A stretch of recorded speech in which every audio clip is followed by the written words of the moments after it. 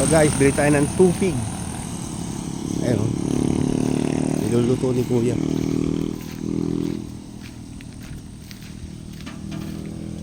Yes, sarap yan, oh.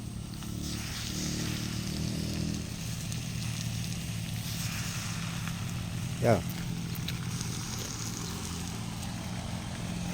bagong luto. Gawa pala ito sa malagkit at buko. Yan.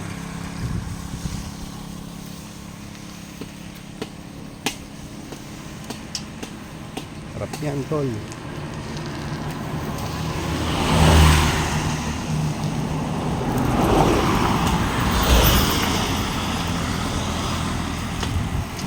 So, pauwi na kami guys.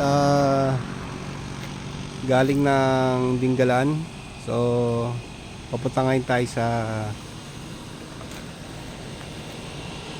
Batis, kung saan kakain tayo ng tanghalian para sa araw na to. Yun, maghanap tayo ng pwedeng kainan doon na masarap.